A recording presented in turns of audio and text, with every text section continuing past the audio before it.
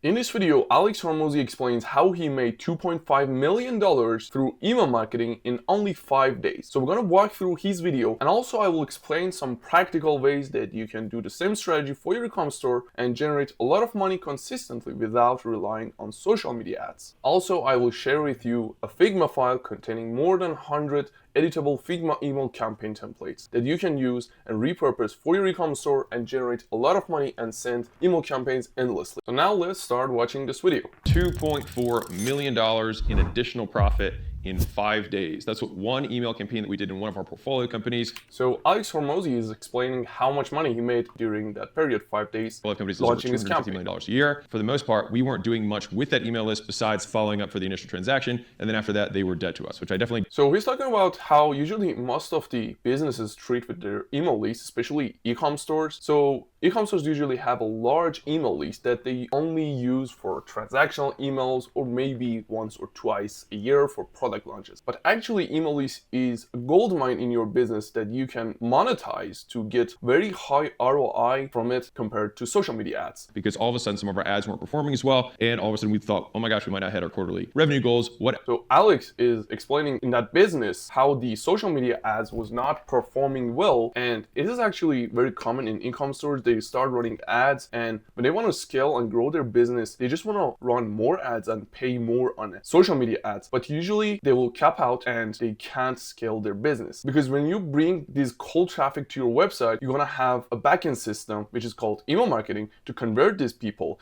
And without having this backend system, it's very hard to scale, and the ROI is going to significantly drop over time because the cost of the social media ads and the ROI just get worse over time. Cool. So let's walk through the numbers. So the email list size was 3.3 million emails. Now, this was over a few years that we collected these emails. So here's explaining the size of their email list for this business, but usually you don't need to have 3 to 4 million people in your list to start monetizing your email list and starting email marketing for your ecom stores. Usually, based on my experience with my clients, with my email marketing clients, if you have just over 4K people in your list, and I mean people who are active in your list, not the whole list, you can start monetizing your email list and generate a lot of money through email campaigns. You can run promotional emails, you can run value-based emails, and start engaging with your customers. And it was a traditional, think about it like an e-commerce setup. So it was an opt-in and then a sale and then upsell. So here's he's explaining how they capture these emails. Usually in ecom stores, capture the emails through these sign-up forms or opt-ins that you give like a discount for the customer, and they opt into the email or phone number, and we just send them the welcome flow, and then we will have them in our email list, and later on we can send them endless campaigns, promotionals about the product launches and any other email campaigns that you want to run. So the next major number that we need to know is that this was a $2,000 price point at an upsell on the back end for about $8,000 that a certain percentage of customers would take, buyers and non-buyers that were on the list. So he's talking about the list, and their list actually contains the non-buyers and people who already bought, which is the same thing in ecom stores. So you will have people who already bought from your product,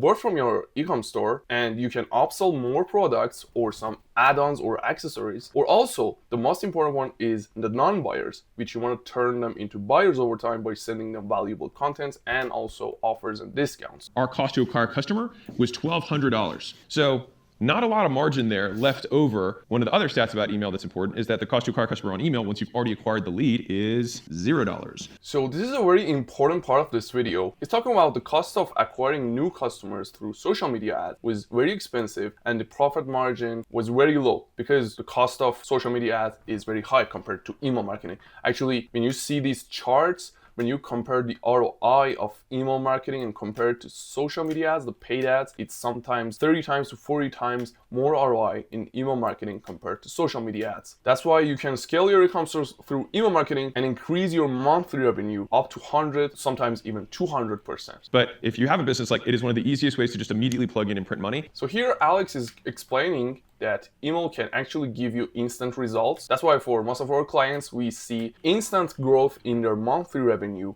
and they usually get up to 50% of their monthly revenue through emails without relying a lot on social media ads. If you have consistent email sales that come in, that number isn't going to really change. Like tomorrow, you don't go from 3.3 million to 1.5 million. So here's he explaining that once you acquire the new leads in your email list, once you capture these emails, you're not going to lose them. And for example, when you compare it to social media ads, for every new lead that you receive from these ads, you're going to pay money every time. But in email marketing, once you capture the emails, you will have them forever. 64,000 people that we sent it to.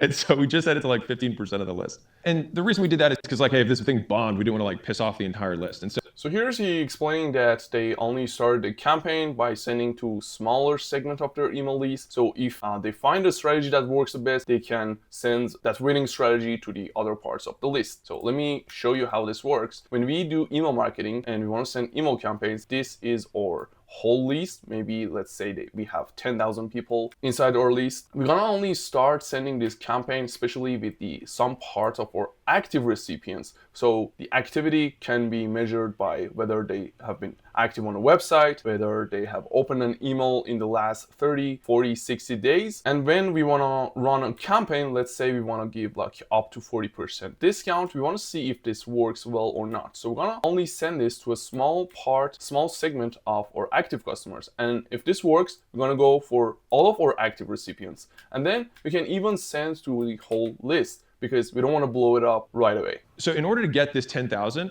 we had an 18% open rate.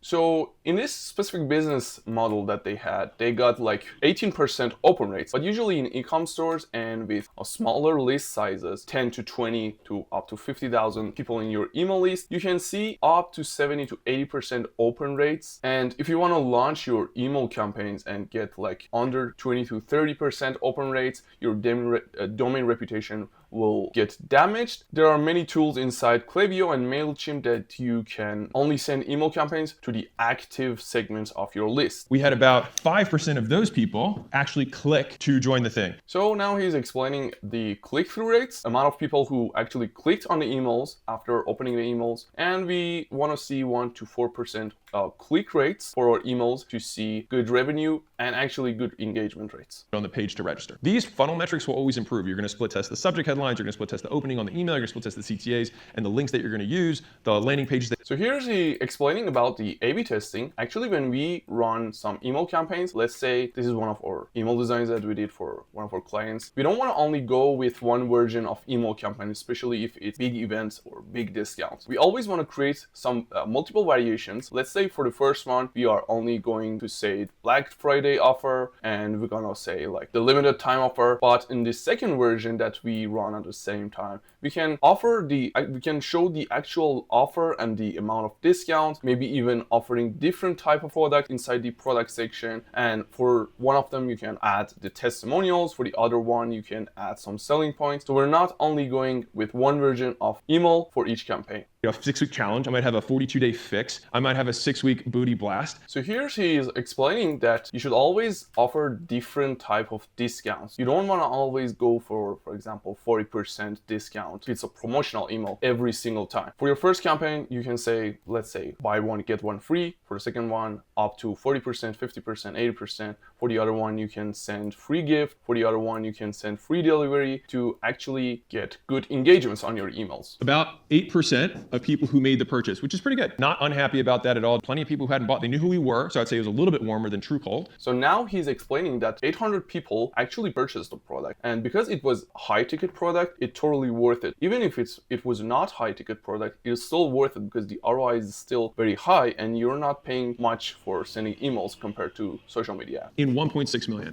in new sales that we did just from this email campaign. You're like, wait a second, I thought you said, let me explain what happened from there. 20% of people ascended into the AK product, which allowed us to make an extra 800K. The amount of offers that you make to any prospect is directly correlated with the amount of money that you'll make, with the single caveat that every time you make an offer, you lose goodwill. So here's he actually explaining that he shouldn't run email campaigns, promotional email campaigns every single time, because every single time you offer a discount and push people to sales, you're gonna lose the goodwill. So our strategy to fix that is we're gonna hedge our emails or promotional emails with offering valuable emails. That's why if you see our email design inside this big Figma file, most of these are value-based emails. So we try to educate people. We try to just talk about the products, talk about the results our clients got, or even educating people on if it's like a supplement product. We want to talk about how they can even get value of improving their diet instead of only pushing sales for our supplements. So that's why we always want to send like 60 to 80% of our emails only being value-based emails and only 20 to 40% of them being promotional emails. Is just like when you post on social media. The only difference is that you control 100% of who gets this, whereas on social media, algorithms, things like that. So here's he's explaining that inside email, you control everything from segmenting to the content you send and what time to send this. But in social media, let's say if you post in your social media page or even run social media ads, algorithm is going to control when or who is going to receive your email, to receive your content actually. But inside email, you want to control everything from sending time, from info to what segment of your list is going to receive this. Also in email marketing, you cannot lose your platform, but in social media, you can easily be banned from the meta ads or other social media platforms. It's okay to ask for the sale again. When we asked again, some people are afraid of making the second ask, but people get busy. So here's explaining that it's easy to send multiple offers or saying it in different type of ways to actually push people to make a purchase on a website. For example, this is a 4th of July campaign that we launched for one of our clients, and we created multiple versions of this and we launched it with like 2 days delay, and each of these brought a lot of revenue to the ecom store. I could sell it via email, and so you can have less offer fatigue by selling the same offer in a different medium. So here he is talking about multi-channel marketing. So if you want to scale, you should always focus on multi-channel marketing. You can't just rely on social media ads. You can't just rely on, I don't know, PPC or SEO. You always want to do multi-channel marketing. You want to reach out to your customers through emails. You're gonna be active on your social media. You're gonna create some blog posts to bring traffic from Google. You're gonna do all of that to stay in the top of your customer's mind. So the fourth takeaway is I'll just call the quarterly cleanup. I would recommend that you do this once every quarter. You do this conversion mechanism, whether you do some sort of challenge or some sort of defined outcome or some sort of lead magnet that you use to re-engage your list. So now he's talking about cleaning up your email list and running different campaigns to make sure that the people who are not engaged in your offers, or maybe they're not engaged with your product anymore. So you're gonna clean them up and run some new email campaigns to make sure you only keep the people who are still interested in your products. Next quarter, now that we know that we tested it on 2 subsegments, we're going to do it to the whole list, and we're going to use the learnings that we had from the first 2 tests. So here's he explaining that you should always try different approaches to offer your product or type of content you send to your customers to make sure what is actually resonating with your audience. And once you find out what type of content works the best, you can just replicating that winning info and winning campaigns later on with some different approaches. All right, thanks for watching this video. If you want to get access to this Figma file, you can click on the link down this video and just enter your email and you'll receive the link to this Figma file and you can use it for your ecom stores. And also if you need help with email marketing for your ecom store, you can visit my website bigbangflow.com and scroll all the way down and submit a free email marketing audit for your ecom stores, and we can start from there. Thanks for watching this video. See you in the next video.